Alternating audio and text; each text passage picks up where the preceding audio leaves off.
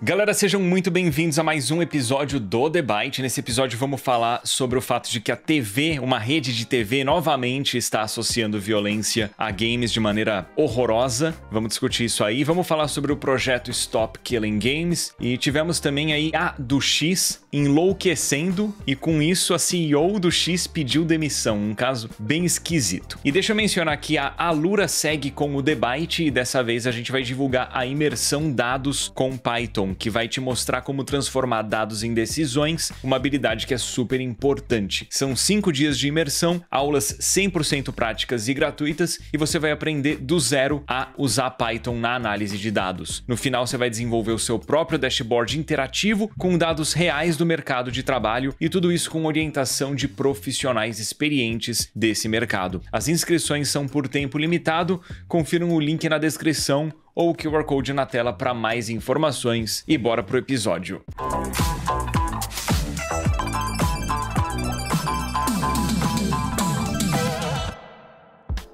É isso aí, pessoal, mais um episódio do The Byte começando e dessa vez com uma pauta bem séria, né? Um negócio assim bem complicado que aconteceu, mas que levanta discussões interessantes, especialmente nesse momento que a gente está vivendo agora de regulação de redes sociais no Brasil e tudo mais. O que é que aconteceu? Foi exibida recentemente na TV Record uma reportagem onde o criador de conteúdo e streamer, o Goulart, né? Teve um vídeo dele conectado a um crime gravíssimo que aconteceu no Rio de Janeiro, envolvendo 2 adolescentes que foram acusados de assassinar os próprios pais, né? A reportagem insinuou que o vídeo do Goulart teria servido como um tutorial pro assassinato. E quando eu digo insinuou, eu tô botando entre aspas. Foi um negócio super assim, na cara. A associação foi um negócio bizarro, assim, ridículo, na minha opinião. Obviamente que o vídeo não tem relação nenhuma com o caso, e o próprio Goulart, inclusive, veio a público, né, pra dizer que, obviamente, que isso não é verdade, não tem nada a ver, né, a conexão, e que ele tá buscando também maneiras não só de processar a TV Record, mas também buscar algum tipo de retratação usando o próprio tempo de TV da emissora, né, porque uma coisa é ele falar no canal dele, outra coisa é a TV Record criar um conteúdo inteiro, uma reportagem abordando o canal do cara. Mas assim, antes de entrar em discussões mais específicas, pra mim isso é um negócio muito bizarro, porque a gente vê essa discussão voltando, que eu achava que já teria sido meio que acabada, que é essa da relação entre conteúdos violentos que existem, especialmente em ficção, né, como por exemplo esse jogo especificamente, que a gente até vai falar um pouquinho mais sobre isso, e a violência e a criminalidade na vida real, né. Antes de a gente, como eu falei, explicar mais sobre esse assunto, Edu, o que você achou, assim, impressões gerais quando você teve ciência dessa situação com o Goulart e depois o que é que o Van Depp também acha a respeito de todo esse assunto? Não me surpreende, porque a gente está bem acostumado a ver canais de TV tentando fazer associações negativas com games e com outras mídias concorrentes com o objetivo de tentar manter o controle do cenário, né, de mídia. Eles fazem o possível para evitar que pessoas consumam games e consumam YouTube, e uma forma deles tentarem fazer isso é atacar justamente games e YouTube. Eles conseguiram fazer um combo ali, né, nesse caso. O que a gente viu não é jornalismo, não é sensacionalismo, mal feito, inclusive. E o que me entristece nisso é que as pessoas que caem nesse sensacionalismo são as pessoas com menos instrução. Porque qualquer pessoa com bom senso, com algum conhecimento, percebe o que está acontecendo. Que a gente tem, de novo, né, a TV tentando demonizar os games porque games são uma mídia concorrente. A gente tem de novo a TV tentando demonizar o YouTube porque o YouTube é uma rede concorrente. Mas o que acaba acontecendo é que rola um movimento em manada das pessoas ignorantes manipuladas pela TV, indo atacar games, indo atacar o YouTube, indo atacar individualmente o Goulart. Então é uma situação terrível, as pessoas envolvidas nisso na Record deviam ter vergonha do que estão fazendo, mas não demonstram integridade, né? Porque a gente sabe que não tem uma relação entre uma ficção e você fazer o que viu na ficção na vida real. Qualquer pessoa madura consegue separar as coisas. E eles não têm problema de veicular notícias que envolvem violência, não tem problema de veicular uma novela, um programa de TV, um filme que envolve violência. Eles não têm problema também de veicular propagandas de produtos e serviços que estimulam a violência ou estimulam maus comportamentos. Mas com games, Game não pode. Bet tudo bem, cassino online que arruína vidas, isso aí tudo bem, né? Esse filme super violento que vai gerar renda de publicidade quando a gente passar propaganda, tudo bem. Mas o videogame, ali eles têm problema, né? Mais uma vez a televisão aí cometendo essa vergonha. Sobre isso, cara, é evidente que, tipo, primeiro, não é culpa do Goulart, né? E, assim, a TV sempre perdeu espaço pra internet, criação de conteúdo, então é evidente que é uma forma também, e games, né? Então, uma forma dessa cultura, de fomentar essa cultura do medo, né? Até algumas coisas que ele falou no vídeo, em relação à matéria do Domingo Espetacular, né, se eu não me engano, da Record, que inclusive, cara, o Domingo Espetacular, eles fazem essas matériazinhas e às vezes aparece no meu algoritmo, porque às vezes tem de um golpista, de criptomoeda, e eu gosto de ver essas coisas antes de dormir, mas essa reportagem do Cabrini não fez sentido nenhum, até porque eles falaram, é um jogo online, né, sempre essas frases pra quem é totalmente leigo, jogos eletrônicos e jogos online, e que se conheceram no jogo, dentro do jogo, sendo que é um jogo que é single player, né? Que não é multiplayer, então não tem nada a ver, sabe? Cara, isso acontece há muito tempo, né? Essa questão de vamos culpar os jogos pelos problemas, às vezes vão culpar cinema, né? Então, e eu acho que depois a gente pode entrar nessa discussão, a responsabilidade de um filme, alguma coisa assim, em relação ao público e jovens, principalmente. Mas pra mim é a mesma coisa que culpar qualquer jogo de tiro, né? Por mais que se você parar pra pensar, um COD, né? Um Call of Duty, que nem diria nosso amigo Edu, desculpa. Ele... Achei desnecessário e desrespeitoso. Não faz que nem você tá fazendo com o Alan ameaçando aí de moto. Mas um jogo que nem COD, com certeza, propaga um pouco a cultura de armas e a propaganda do exército americano, sabe? E quando saiu os GTAs, né? A gente já falou de Carmageddon e tem uns jogos assim excessivamente violentos, sempre foi usado muito para fomentar essa cultura do medo. Recentemente, eu vi um vídeo essa semana de um criador de conteúdo, esqueci o nome dele, mas eu vou mandar aí pra gente botar na tela, que ele acho que da nossa geração, desde era moleque, o pai odiava videogame, achava que era um desperdício de tempo até hoje, e esse cara tem um canal no YouTube, ele falou, eu vou ensinar meu pai a jogar o quê? Dark Souls. Muito massa esse vídeo. Você viu esse vídeo, então? Sim, esse vídeo é muito interessante. Porque ele fez o pai, que nunca tinha pego num controle de videogame, zerar Dark Souls. E que tinha o maior preconceito com o videogame, viu? Isso. E começou com 3 pessoas assistindo a live, e depois tinha 500. Sim. E eu acho que esse vídeo tá com quase 2 milhões de views em pouco tempo, inclusive. Porque você vê um pai que é uma pessoa lúcida, que não imaginava o que havia dentro desse universo dos jogos. Assim, a profundidade, a dificuldade no jogo que nem Dark Souls, ele mesmo se falou que sentiu adrenalina sabendo que tava em live. E é engraçado, porque o filho queria compartilhar a experiência com o pai e nunca pôde. Só que aí tem uma hora que o pai chama a esposa pra assistir ele derrotando um boss, entendeu? Ele falou, agora eu entendi. Foi fofo até, né? Então, tipo assim, referente a essa história toda, cara, é ruim que o Goulart tem que se defender, assim, né? Tipo, e tem que fazer um vídeo. O vídeo é até sério, dá pra vocês assistirem. Cara, ele assim, ele não jogou o vídeo, ele simplesmente contou a história do jogo, narrando, deixou um aviso no começo. Eu não sei se você quer comentar, Davi, mas assim, a gente pode entrar um pouco nessa discussão em relação às redes sociais do momento. Sim, também. Né? Que de fato, assim, tem muitos jovens adultos doentes, é só olhar como tá o caso do Twitter, os incels lá e assim, eu acho que tem uma distorção da realidade. As pessoas às vezes falam, né? Vou matar alguém, aquela pessoa merece morrer e não sei o quê. E eu acho que talvez elas queiram mesmo, mas não entende, assim. Então, não sei. As pessoas falam coisas abertamente muito estranhas e perigosas. O que você achou disso tudo, Davi? É engraçado que o vídeo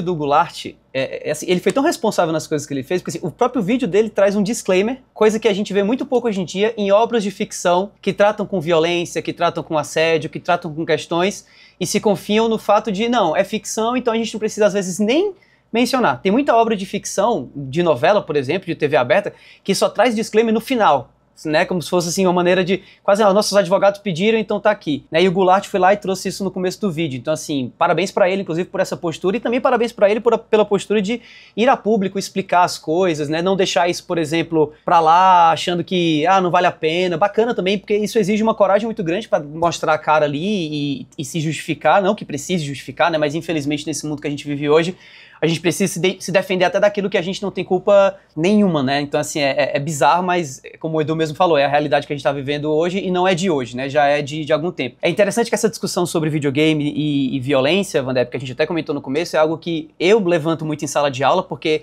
eu falo muito em sala de aula como professor universitário sobre videogame, né? Porque eu me coloco como um cara dessa indústria e tudo mais, e aqui e acolá aparece aquele aluno, né? Ou até mesmo pai de aluno que por intermédio do aluno, vem perguntar. Mas e a relação entre videogames e violência, né? E eu já tô cansado de mostrar estudos e mais estudos. Inclusive, recentemente saiu uma meta-análise, né? Que é um estudo que analisa outros estudos, né? Ele pega, assim, durante 10, 15, 20 anos, todos os estudos que foram feitos dentro de um determinado tema, e ele junta tudo, passa a régua e diz assim, ok, com base nisso tudo, né, a real é essa, né?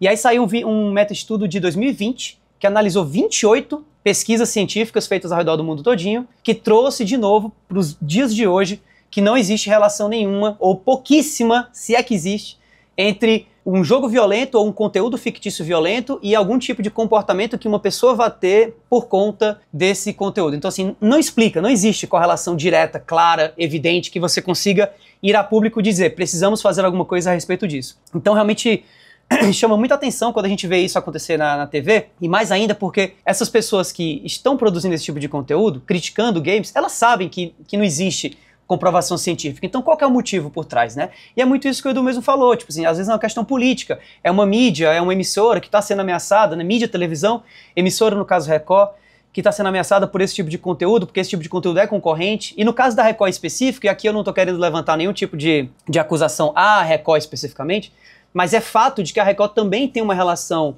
muito forte com uma visão ideológica mais conservadora dentro do Brasil, que traz ainda essas pautas meio cansadas, né? Dessas relações de jogo, de música, por exemplo. Ai, o funk, a música que fala sobre isso e aquilo, é o que está fazendo essa geração de hoje se perder por aí, se deturpar. E a gente sabe que isso não tem nada a ver, é muito mais uma questão mesmo retrógrada, né, desse conservadorismo meio doentio. Tem até um documentário na Netflix que está saindo agora, acho que ela já até lançou, vai lançar muito em breve, chamado Apocalipse nos Trópicos. Vale muito a pena assistir. Não tem a ver com videogame, mas tem a ver com essa relação entre uma visão religiosa um pouco mais conservadora, um pouco mais retrógrada, né? E aí nada contra a religião, eu mesmo tenho minha religião e tudo mais, e não tenho problema nenhum com quem tem, mas a relação disso com essa ideia de que a gente deveria controlar certas narrativas, certos comportamentos no Brasil e o efeito disso na política, né, em como a gente toca a nossa sociedade. Mas aí eu queria, sem entrar muito nesse tópico, eu acho um tópico que cabe um episódio inteiro do debate, quem sabe só sobre isso, eu queria voltar para a questão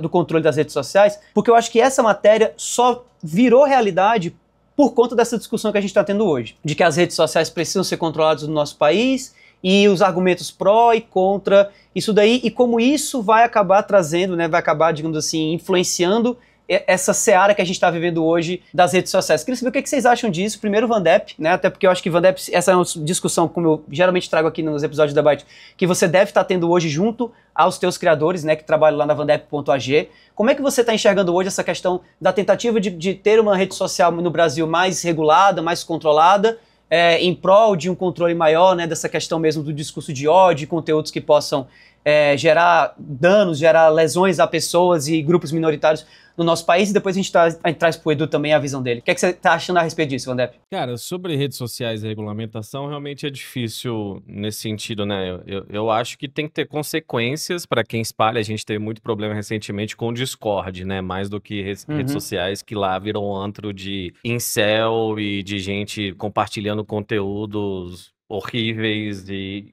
planejando coisas, inclusive que nem esse crime aí. E, cara, só que, assim, eu acho que existe uma linha aí até meio curiosa que, às vezes eu acho, a gente tá falando de religião, essas coisas, às vezes eu acho que alguns jovens são até, são dois extremos, né? E parece os velhos falando dos jovens, então vocês podem opinar o que vocês acharem. Eu acho que às vezes os jovens são quase meio caretas ou muito extremos com esse negócio de distorção de realidade, assim.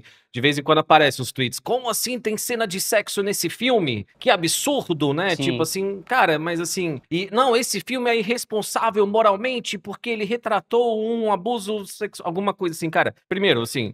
Os filmes não têm uma responsabilidade moral, assim, pode ser entretenimento, eles podem estar passando uma mensagem de algo, sim, quando é direcionado a crianças e adolescentes. A gente teve aquele 13 Reasons Why, né, 13 razões, que era sobre justamente automutilação de adolescente, tem aqueles desenhos de autoestímulo para crianças, né, que as crianças como bebês ficam viciados. Mas eu não acho que filmes têm uma obrigação moral com ninguém, entendeu? Eu acho que justamente as pessoas acabam ficando tanto nas redes sociais, Davi, que eles ficam muito muito focados, muito malucos, assim, sabe? Eles acabam não tipo assim, não, essa não é a realidade. Recentemente eu vi um filme que eu acho que é de 99, que eu gostava muito, que é do Thomas Crown Affair, que é o Pierce Brosnan e a René Russo, né? E eu me lembro que ela tem 45 anos, é um filme sexual, assim, eles têm uma atração, ela é policial, ele é bandido rico, enfim. E eu falei, pô, esse filme é legal, assim, é um filme divertido, entretenimento, de roubo, e não precisava ter nada moral, tá ligado? Só que então eu acho que tem essa linha que é meio estranha. Sobre regulamentação nas redes sociais é difícil, eu acho que tem que ter consequências para as coisas, né? Mas, de fato, eles não têm, um filme para adulto não tem a obrigação de ser moralmente correto de forma alguma, assim. O que você acha, Edu? É muito difícil regular internet, regular rede social. O que eu sinto que falta é um pouco de valores. Eu acho que as pessoas perderam a vergonha de falar na internet algo que elas jamais teriam coragem de falar na vida real. As pessoas expõem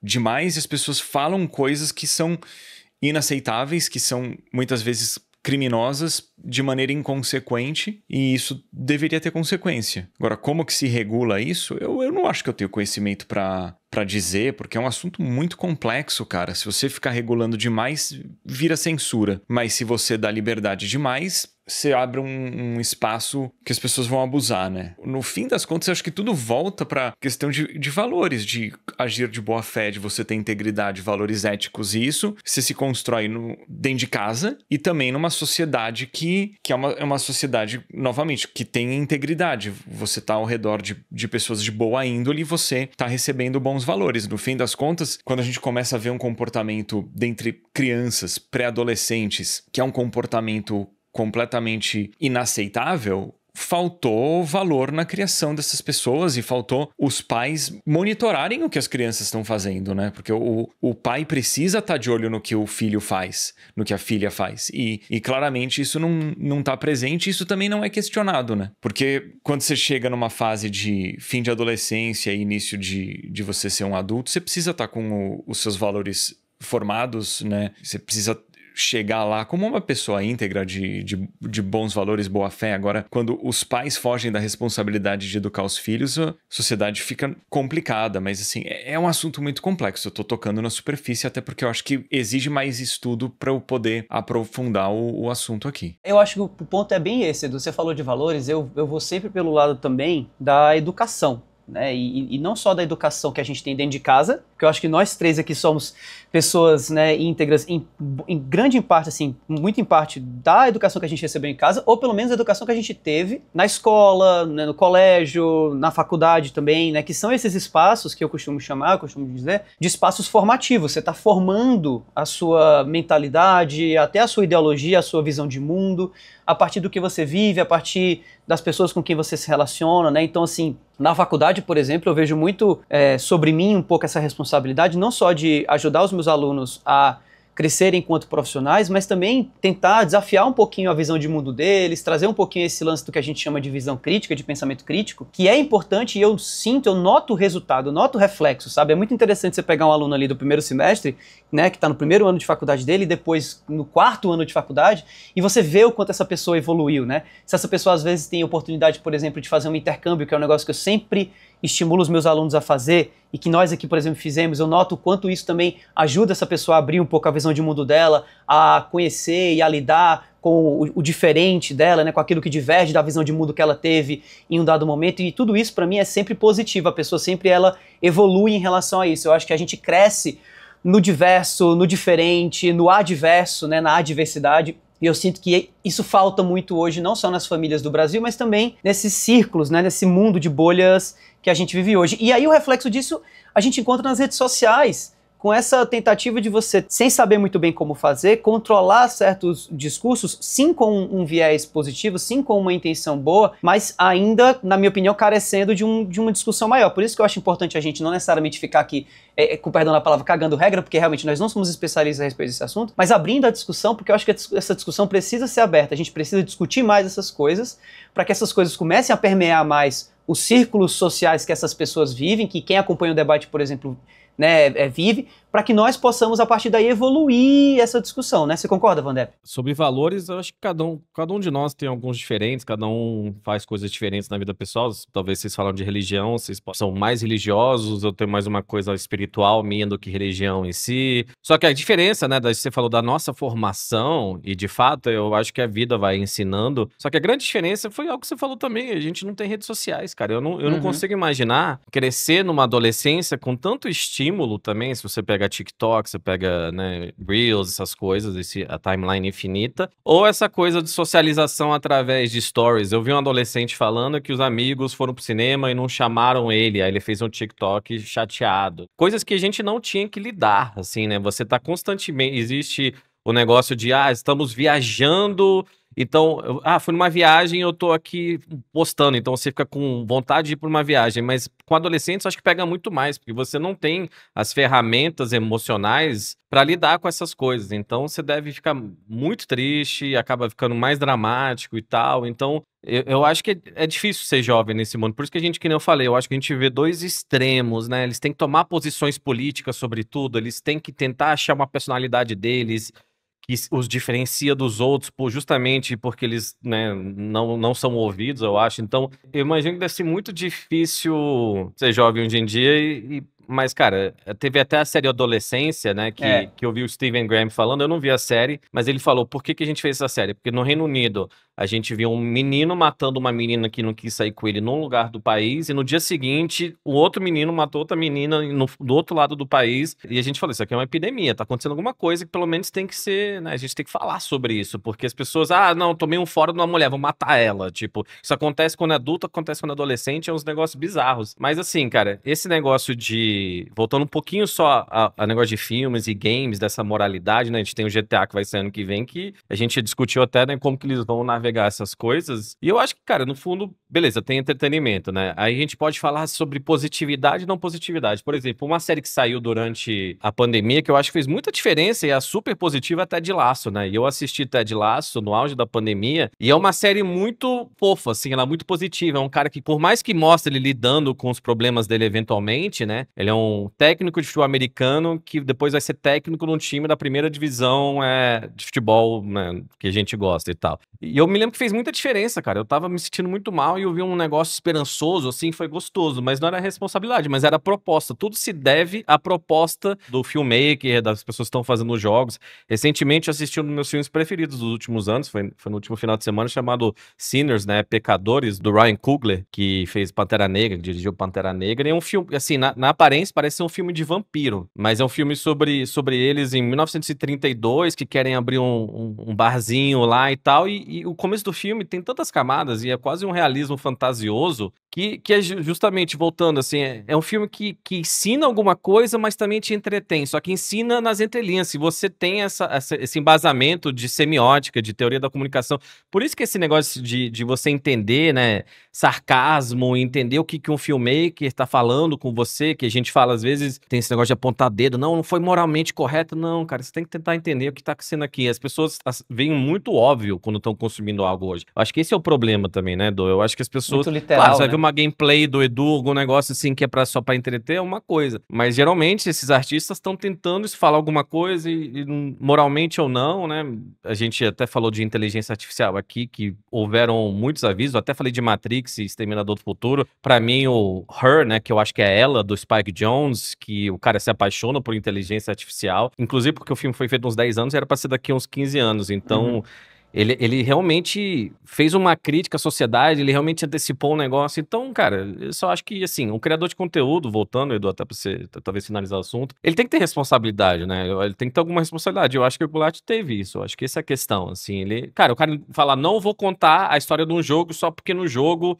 Inclusive, eu acho que anotei aqui, eles matam os pais através de um ritual pra conseguir, entendeu? Pra conseguir um negócio que não é bem embasado na realidade. Então, né? Só que assim, aí eu acho que os pais têm que ter consciência do que os filhos adolescentes estão consumindo nas redes sociais. Eu não tô falando do vídeo dele, assim, né? Eu tô falando com o que eles estão falando no Discord, com o que eles estão postando. Tem muito perfil de falso que fica postando besteira, né? Então, o que você achou, só pra finalizar, Edu? Da responsabilidade do criador de conteúdo mesmo, saca? Eu achei que o Goulart foi responsável e que a Record foi extremamente irresponsável. A ironia de uma pessoa muito mais jovem, com muito menos experiência, que trabalha de maneira individual, ter responsabilidade que uma empresa gigantesca não teve. Galera, bora para mais um Boletim Nuvem, e dessa vez eu vou contar para vocês que a nuvem disponibiliza algo chamado de Nuvem Drops. E os Nuvem Drops é basicamente o sistema de cashback da nuvem. Quando você compra um game, um gift card através da nuvem, você acumula drops. E esses drops depois você pode usar para comprar os seus jogos, para pegar desconto nos games que você vai comprar. Então vale a pena usar a nuvem, mesmo quando o preço do game na nuvem tá igual ao da Steam, você pode pegar via nuvem, porque você vai acumular drops, e muitas vezes os games estão mais baratos na nuvem do que na Steam. Muitas vezes é mais barato, vale mais a pena, é mais fácil você comprar um gift card via nuvem, e aí você acumula os drops que depois você pode usar para comprar seus games e gift cards. Então a gente recomenda, e obviamente vai ter link na descrição, QR Code na tela, como vocês já sabem. Bora então para a próxima notícia. Vamos para a próxima notícia, que fala dessa vez de games especificamente e sobre preservação, né? Que é algo que a gente vira e mexe, discute aqui no debate. Inclusive, o Edu é um ávido, né, defensor da preservação de games. Eu, um pouquinho menos, não que eu não queira que os games sejam preservados, eu quero, mas eu não me incomodo tanto com o lado digital versus mídia física. Porém, quem sabe a coisa tá mudando aí com o passar do tempo, especialmente com a força da comunidade de gamers que quer ver os games, especialmente games hoje em dia de live service, mas vários outros que têm algum elemento online, se mantendo online, se mantendo disponíveis de alguma maneira, mesmo que não da maneira perfeita. Eu tô falando de quê mais especificamente? Eu tô falando da iniciativa Stop Killing Games, que é um movimento de consumidores que combate aí a prática de publishers que tem tornado praticamente inutilizáveis certos jogos, não necessariamente só jogos live service, tá? São jogos que têm algum componente online, quando o jogo chega ao final do seu período de suporte, que às vezes, dependendo aí do jogo, é 1, 2 anos, 3 anos depois que o jogo tá lançado, ou então não, quando o jogo flopa, às vezes é coisa de meses, né? Essa iniciativa ela tem promovido petições que têm tentado pressionar certos governos, especialmente na Europa, a criar leis que protejam os direitos dos consumidores em relação a esse tipo de jogo. Alguns governos do Reino Unido, por exemplo, eles têm um sistema que, se você faz uma petição online e que chega até o nível X de assinatura, essa discussão que é tida, né, na esfera civil, ela é levada para os congressos desses países para ser de fato discutido, né? No Congresso do Reino Unido, por exemplo, se você chega e cria uma petição online e atinge o patamar de 100 mil assinaturas reais dessa petição, o parlamento britânico ele se compromete a discutir isso daí, a levar essa pauta para o debate dentro do parlamento, né? E aí, mais recentemente, um americano criou, juntamente com outros jogadores, né, criou esse projeto do Stop Killing Games, que vem angariando muita assinatura. Até o momento da gravação desse episódio, já passou de 1.300.000 assinaturas digitais, né, em prol dessa iniciativa, e está tentando levar isso para frente. Para quê? Para que criem-se leis, especialmente na Europa, nesse primeiro momento, que proíbam publishers e desenvolvedoras de criar jogos que em um dado momento vão deixar de funcionar por conta desse elemento online que o jogo tem, não necessariamente multiplayer, pode ser single player também,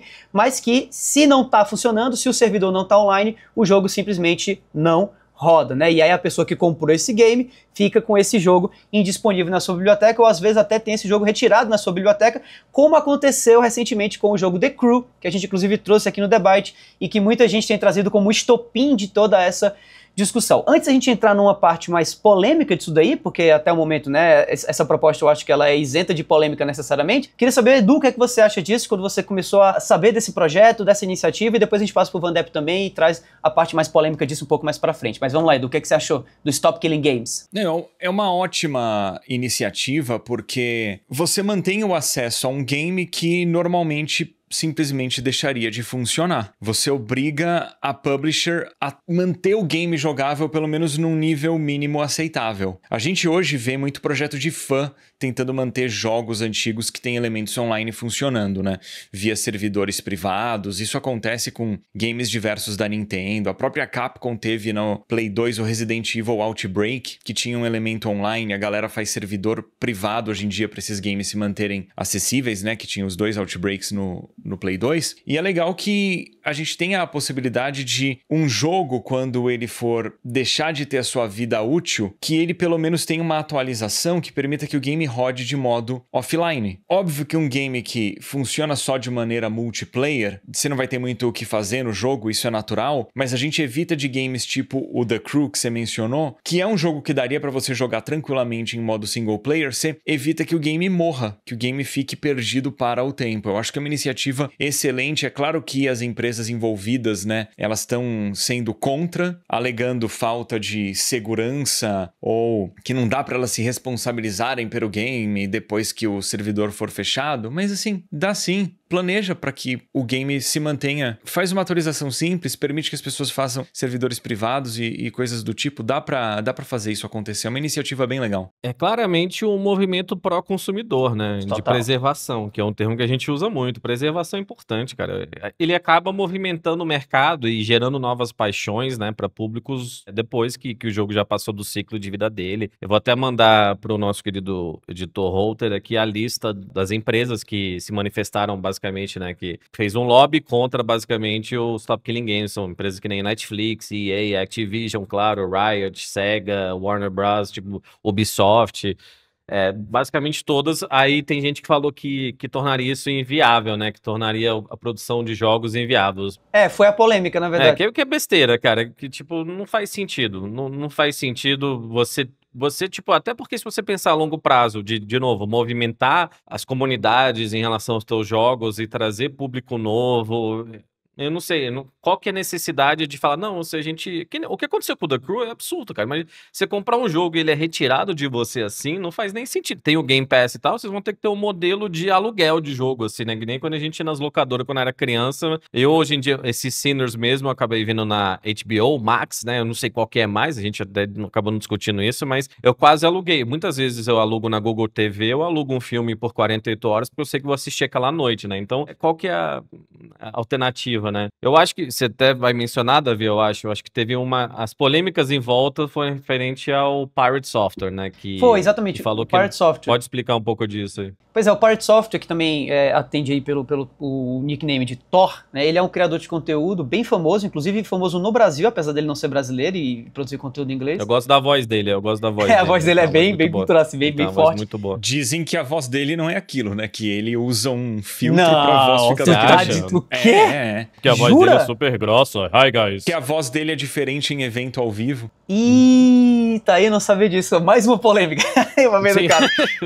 E aqui no Brasil, ele foi durante um tempo bastante elogiado, porque ele foi um dos caras que trouxe com bastante força, né, na parte de criação de conteúdo, porque ele cria conteúdo, mas ele também é game developer, né? O quão simples seria para todas as publishers e estúdios que lançam jogos, especialmente na Steam, de localizar o valor dos seus jogos pro Brasil, e quanto isso seria benéfico, né? Ele mesmo fez isso com alguns jogos dele, né? No Brasil, os jogos dele custam menos do que na gringa, e aí ele mostrou o quanto isso era positivo e o quanto ele teve um aumento significativo do número de jogadores em geral, mas especialmente no Brasil, por ter baixado o valor do game no Brasil. E aí ele foi super elogiado pela comunidade game brasileira por conta disso. Mas aí, ele tem as justificativas dele. Eu acho ainda meio estranho as justificativas, mas assim, né, por isso que eu vou trazer desse jeito que eu vou falar agora. Estranhamente, ele tem se colocado contra o projeto Stop Killing Games, e segundo ele, não é necessariamente pela ideia, né, mas como a ideia está sendo implementada, né, como esse projeto de lei, digamos assim, que a iniciativa está tentando colocar, né, a discussão nos parlamentos europeus, tem sido desenhado. Segundo ele, né, isso pode interferir no processo de criação de novos games, especialmente em relação a estúdios de médio e pequeno porte, né? E ele, como um developer indie, né, um independente, ele sente que essa regulamentação futura pode impedir que certos jogos de menor budget, mais jogos que têm algum elemento online, live service e tudo mais, possam existir por conta dessa obrigatoriedade que o estúdio vai ter que ter de criar um plano, de criar uma maneira de tornar esse game eterno, né, perpétuo, depois que a vida útil dele se for. E aí, obviamente que não é só isso, ele também não tem se comunicado de maneira muito positiva em relação a toda essa discussão, ele tem se irritado muito, ele tem, não chega a xingar ninguém, mas ele tem claramente se revoltado com o backlash, né, com o retorno negativo que ele está tendo a respeito da imagem dele sobre todo esse assunto. Mas eu fiquei me perguntando sobre isso, e por isso que eu queria trazer essa discussão para vocês, o Edu e depois o Vandé pode discutir. Será que existe algum elemento assim que vale a pena trazer? Será que tem tem um pedacinho de verdade nessa questão de tipo, será que um estúdio pequeno, um desenvolvedor indie de pequeno porte, que quer lançar um jogo live service, pode se prejudicar com um projeto que obriga ele a ter algum tipo de elemento perpétuo que preserve o jogo para sempre? Porque a gente falou, por exemplo, do Resident Evil Outbreak e de outros games que se tornam, né, perpétuos, mesmo que depois que os servidores são desligados, mas isso vem através da pirataria, né? A comunidade se junta, pirateia, hackeia o jogo, e o jogo de alguma maneira consegue se manter funcionante mesmo sem os servidores estarem online. E aí eu fiquei pensando, pô, mas isso não seria já uma solução? Será que é tão complicado assim realmente para um desenvolvedor indie permitir que o seu jogo seja, digamos assim, hackeável para que ele possa existir? Como é que tu enxerga isso, Edu? Será que realmente tem algum fundinho de verdade disso? Ou é mais balela mesmo, ou o próprio Pirate Software que não tá sabendo muito do que ele tá falando em relação a esse assunto? Sobre esse lance de você tornar o game acessível depois da vida útil, tipo Resident Evil Outbreak, eu não diria que é pirataria. Talvez queiram questionar a legalidade disso, porque o cara tá tendo que modificar o jogo e modificar a maneira como ele se comunica, mas eu não consideraria pirataria, até porque você pode fazer isso com o game original, né? Você simplesmente vai precisar modificar, até onde entendo, o acesso que você vai fazer ao servidor do game. Mas em relação aos jogos, por exemplo, você pegar um game que eu gosto muito, que eu comecei o canal por causa dele, Call of Duty Modern Warfare 2. Jogava no Play 3, joguei muito no 360 também. Esse é um jogo que em modo offline você consegue entrar no multiplayer, só que aí você tem que fazer uma partida local. Essa é a solução para um jogo de tiro online ou um jogo semelhante. É simplesmente você deixar o acesso para o multiplayer disponibilizado mesmo offline. Você vai jogar com quem? Com ninguém. Ou você vai ter que fazer uma conexão local. Mas pronto, acabou o problema, o jogo continua acessível. Isso aí qualquer estúdio faz, porque no momento que você está desenvolvendo o multiplayer de um jogo, você não vai abrir o online dele. Você vai ter que fazer os testes locais, via LAN ou o equivalente. É só você colocar num modo equivalente. O jogo vai ter os seus servidores fechados? Ok, vamos fazer a pessoa poder acessar o game em modo offline. Não vai jogar contra ninguém? Ok, mas o jogo tá ali, rodando direitinho. Isso é interessante, o Edu, com toda a experiência dele, deu, acho que a sugestão perfeita. Ou podem ter sessões, dependendo do tamanho do estúdio, se é um jogo verdadeiramente indie, sem investimentos gigantescos, de até certo staff, eles precisam manter por 2 anos. Porque eu acho que acabam achando falhas numa iniciativa positiva dessa para matar isso, né? E lobby é um negócio muito forte, gente. Lobby é um negócio muito forte. Por que a gente, nos anos 70, médicos falavam que fumar cigarro fazia bem? Eu peguei voo porque as pessoas fumavam, tá ligado? E 100% no lobby. As coisas acontecem na política sempre com os lobistas que ficam movimentando as coisas, manipulando as situações. Acho que vale a pena explicar, inclusive, o que é lobby, Van Depp. Assim, deve ter muita gente que acompanha a gente que não sabe o que significa. Pelo que eu sei, inclusive, se chamam lobby porque esses caras, assim, no passado ficavam literalmente no lobby dos lugares que eles não tinham acesso, mas são pessoas que mexem os pauzinhos. E eu sou uma pessoa que, até na minha agência, eu tô sempre mexendo o pauzinho porque eu vejo que nas entrelinhas, nos detalhes, que as coisas são feitas. Então é questão de vamos pagar um cara aqui, vamos pagar um político pra ter uma opinião aqui, vamos pagar um político pra não contestar esse negócio. Eu tenho interesses da indústria do petróleo, então como que a gente banca? Da indústria farmacêutica. Então, se a gente mostra a lista de todas as empresas, acharem que esse povo não tá pagando isso porque eles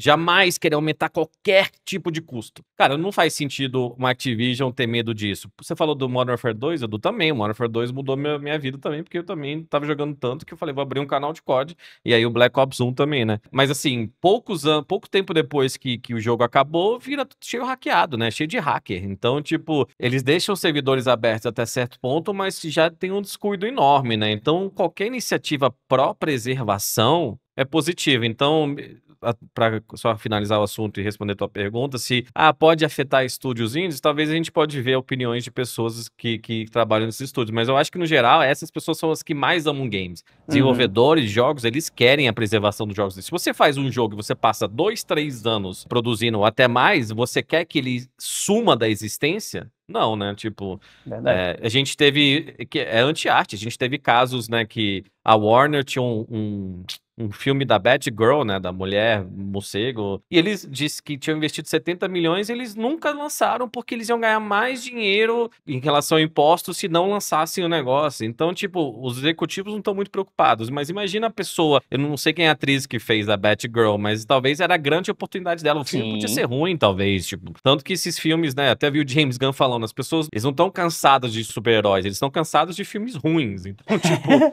mas são os executivos fazendo essas paradas e, de novo, pra encherem os bolsos. Então, cara, qualquer movimento pró-consumidor de preservação, eu apoio. Falando em executivos sob pressão... Agora a gente vai. Boa transição. Parabéns, Davi. Obrigado. Estamos orgulhosos de você. Sim. Muito obrigado. Vamos passar aqui para uma pauta de tecnologia e redes sociais, né? Falando do X, o nosso querido, entre aspas, Twitter aí, do meu amigo Elon Musk, né? O Twitter está passando por mais uma, né? Uma onda de polêmica, mais especificamente aí por conta da IA do X, do Twitter, né, que é o Grok, que praticamente, com o perdão aí do termo, despirocou completamente na semana passada, né, ele assumiu, inclusive, a alcunha de Mecha Hitler, né, e começou a sair postando de maneira antissemítica e pró-Hitler quando perguntado pelos usuários do Twitter, né, não sei se vocês, né, que acompanham o debate estão no Twitter e tudo mais, mas no Twitter ou no X, você pode marcar o Grok, né, a inteligência artificial, e fazer perguntas para ela, e do nada, a inteligência artificial começou a responder de maneira bizarra, né, tanto do nada, como também a partir de algumas frases, de algumas perguntas específicas que eram feitas, né, prompts específicos que eram feitos, e que o Grok ia lá e entrava na conversa da galera e começava a postar de maneira antissemítica, assumindo essa postura aí de Mecha Hitler. A coisa deu tão errado que dias depois, a Linda Yaccarino, CEO do Twitter, não necessariamente a ver com isso, né, ela não, pelo menos não atribuiu o que aconteceu a essa despirocada aí do Grok, mas ela saiu do cargo, né? Ela pediu para sair, né, do posto de CEO da plataforma. Então, o Twitter agora, nesse exato momento, está sem CEO. O próprio MrBeast, né, nosso também querido MrBeast, logo em seguida respondeu dizendo que está disposto a entrar no lugar da Linda Yaccarino. Vamos ver se dessa vez aí um Elon Musk atende aos pedidos de um dos maiores youtubers da plataforma.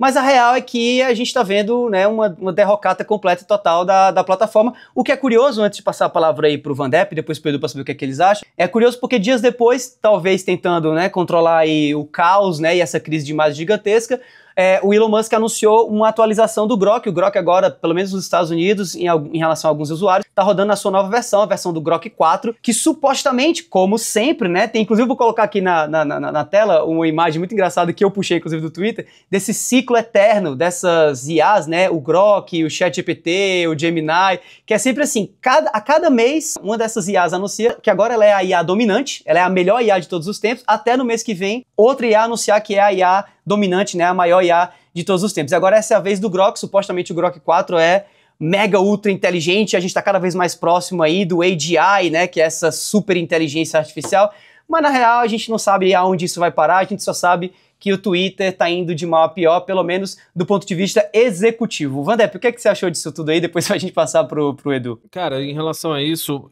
até quando a gente teve nossa discussão sobre inteligência artificial, né, que eu me posicionei um pouco diferente de vocês, mais anti-ChatGPT e tal, eu até tinha notado e não falei do Grok, que me irrita profundamente. A gente tá falando das redes sociais e das pessoas ficarem mais burras, qualquer coisa, qualquer tweet. Grok, explica pra mim esse tweet. Pelo amor de Deus, desculpa, eu nunca fiquei tão irritado. Explica pra mim esse tweet. Eu às vezes explica num tom. Ai, gente, Grok, o que foi isso? Qual que é o contexto? Grok, pelo amor de Deus, pensem criticamente.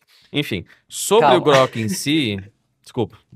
Sobre o Grok em si, eu até achava ele relativamente sensato. Ele era acusado de ser woke ou lacrador, né, antes. Uhum. Na minha visão, eu acho que teve um outro ajuste. Eu não ia falar o nome do cidadão que você falou, né, o tal do austríaco que fez, né, que basicamente entrou em guerra com o planeta representando a Alemanha, mas sim, ele despirocou, que é o termo certíssimo, tipo, ele tava lá metendo bala, e que é isso que a gente tá falando das redes sociais, né, um monte de gente que quer alimentar isso, as pessoas usam fotos de perfil com esse cidadão, com símbolos nazistas, com suásticas e com todas essas coisas, e claro que a inteligência artificial que que, assim, tem falhas e vai ser falha. Por isso que você não pode depender totalmente do teu querido ChatGPT, né? A gente, recentemente, do TikTok até viralizou uma brasileira que teve surto, uma influenciadora, e ela tava, né? O ChatGPT tá incentivando, ela falou, ninguém me entende, ninguém te entende. Meu Deus. E aí eu vi os comentários e eu fiquei assustadíssimo.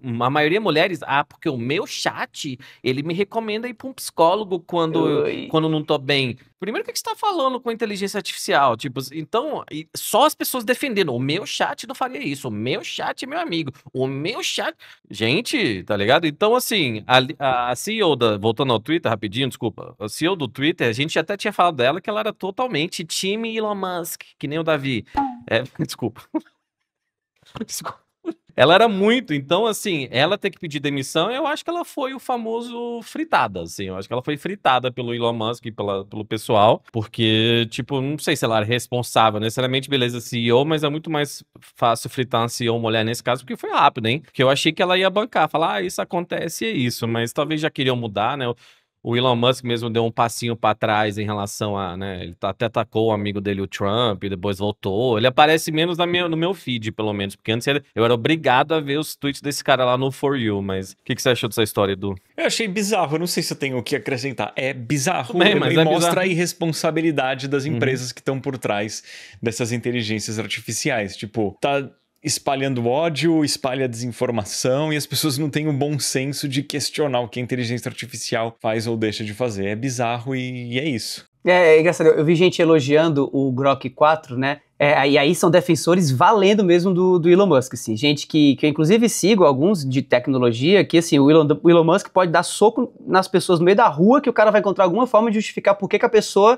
enfiou a cara dela, né, no punho do Elon Musk. Esse é um negócio bizarro. E o pessoal tava elogiando o Grok 4 porque finalmente você podia fazer perguntas ao Grok 4 a respeito dos seus tweets anteriores. Então você pode pedir assim, Grok, me diz aí o primeiro tweet que eu fiz na plataforma. Eu falei, gente, mas uma ferramenta de busca melhorada do Twitter não resolveria esse problema? Pra que você quer depender da inteligência artificial do Twitter pra perguntar pra inteligência sobre os seus tweets antigos? Então, assim, é bizarro, cara. O Grok... Mas eu acho, Davi, tipo, tem gente, desculpa, não quis ter, desculpa mesmo, mas assim, que, assim, às vezes o pessoal nem tá muito interessado em saber o primeiro tweet, mas a relação tá tão forte com a IA da vez, né, dependendo se é o meu chat ou o Grok, que tipo, eu vou perguntar um monte de coisa o tempo inteiro aqui, só porque eu quero conversar com alguém, sabe? Eu acho que é carência, não é? E eu acho que isso pra mim isso é clubismo, cara, eu não sei, porque assim, eu uso o Twitter direto, é a rede social que eu mais uso, assim, de longe, inclusive, continuo dizendo que o Twitter, ele tem na figura ali das suas notas da comunidade, para mim, uma solução para muito problema de desinformação que a gente vê em outras redes sociais, né? Cadê a nota da comunidade do Instagram até agora, 2025, daqui a pouco 2026, a gente não tem a nota da comunidade do Instagram. Como pode? Né? O motivo a gente sabe por quê, mas enfim, né? Como é que pode não ter ainda? E lá no Twitter você tem. Isso nada tem a ver com o Grok, na minha opinião. Essa história das pessoas perguntarem coisas pro Grok e o Grok responder, como você mesmo falou, Vandep, tem vezes que ele responde certo, tem vezes que ele não responde, e se você for uma pessoa mal intencionada, você consegue levar a inteligência na conversa e ela começa a cuspir coisas que ela não deveria estar cuspindo, né? O próprio Elon Musk chegou a dizer que o problema do Grok é que as pessoas não sabiam usar ele direito, mas poxa, mas é a sua inteligência, né, meu amigo? Então, dê aí um jeito, né? Resolva esse problema e tal. E dessas inteligências artificiais todas que existem por aí, as principais, o Grok, o Gemini, que é do Google, o ChatGPT, que é da OpenAI, a que eu menos uso é o Grok. Na verdade, eu conto nos dedos quantas vezes eu fui lá perguntar alguma coisa pro Grok, porque pra mim não tem muito sentido, assim. Por que eu vou perguntar para uma inteligência artificial que está presa dentro de uma rede social, algo, quando eu tenho já aqui, né, o meu linkzinho direto, o meu aplicativo do ChatGPT, que já resolve e com quem eu converso muito mais, porque eu resolvo coisas, né, de trabalho, inclusive com ele, de criação de conteúdo, da parte de design gráfico, por exemplo, eu uso muito o motor de criação, né, de IA generativa do ChatGPT e que para mim funciona muito bem e tal. Então o Grok é a inteligência artificial com a qual eu menos interagi, digamos assim. Então eu nunca vi muito sentido para ela existir. Quem sabe agora que provavelmente os carros da Tesla vão começar a trazer também o Grok instalado, né, no sistema operacional, a gente veja alguma coisa, porque eu acho que o Grok deveria funcionar dentro do ecossistema da Tesla, parecido como a Siri deveria funcionar no ecossistema do iOS, né? E aí eu acho interessante você ter uma Siri mais inteligente. Eu queria muito poder perguntar para a Siri coisas que ela simplesmente não vai criar do zero, ela não vai inventar, mas ela vai organizar, né, as informações que estão dentro do meu aparelho celular ou dentro da minha nuvem do iCloud. Então eu queria muito poder perguntar para a Siri perguntas sobre os contatos que eu tenho e a relação. Poxa, Siri, qual foi a última vez que eu conversei com o Vandep, que está nos meus contatos, sobre o assunto tal, e ela poder pegar, tipo assim, olha, vocês conversaram sobre isso, tá aqui a planilha do que vocês conversaram, tá aqui, digamos assim, a parte do chat. Isso é um negócio que dá para você fazer dentro de uma inteligência artificial que existe dentro de um ecossistema. Mas qual é o ecossistema que o Grok existe, né? Tipo assim, só o ecossistema do Twitter, né? No máximo, o ecossistema da Tesla, né? E como eu não tenho Tesla, não faz sentido para mim. Então eu não vejo muito sentido existir essa inteligência artificial, a não ser pro Elon Musk fazer os flex dele, de que ele quer bater com todo mundo, ele quer substituir todas as redes sociais do mundo, todos os sistemas do mundo, todos os modelos políticos do mundo, e acaba fazendo esse papelão gigantesco que ele tem feito aí nos Estados Unidos e ao redor do mundo também, com as coisas que ele faz. Eu acho, sinceramente, lamentável. Para mim, não precisava de todo esse problema, assim como não precisava sequer ter essa inteligência artificial, né, do Grok no Twitter. Né? Mas, enfim. Agora que você falou, bonito, eu vou te refutar. Porque até onde eu entendo, o Grok tem um aplicativo dedicado. Tem, mas ninguém usa. Longe de mim defender o Twitter, defender o X, pelo amor de Deus, longe de mim. Mas teve um vídeo recente do Mr. Who's the Boss, em que ele compara inteligências artificiais e o Grok não foi tão mal assim. Mas ainda assim a gente precisa tomar muito cuidado com essas inteligências artificiais. Mas é isso por esse episódio, espero que a galera tenha curtido. Se tiverem comentários para fazer, mandem aí. E obrigado pela atenção de todos. Não se esqueçam de conferir as redes do The Byte. O Vandep quer falar alguma coisa, pelo amor de Deus. Se inscreva, tá precisando se inscrever. Tem muita gente que assiste que não se inscreve. Verdade. A gente tá postando mais Reels. Mesmo dar aquele followzinho ajuda a gente ajuda a gente com, né, continuar o projeto e novos patrocínios. Inscrição, a gente tá quase chegando nos 100 mil inscritos. Acho que isso, ajudem a gente. Fale pros amigos. Ficar felizes de pegar a plaquinha. Eu vou querer a minha também. Muito feliz. Sim. Muito feliz. Eles mandam 3, eu ia perguntar isso. Não, tem que pedir uma, as outras 2 tem que encomendar. A gente faz nem aquele criador de cultura, a gente racha em 3. Mas eu quero uma porque eu tenho YouTube desde 2011. O Davi nem pensa em pegar essa primeira plaquinha. Lamento tá certo, te dizer. vai chegar pra você. Mas, por favor, se inscreva, meus queridos. Fiquem bem. Boa semana pra todos. Valeu, tchau, tchau.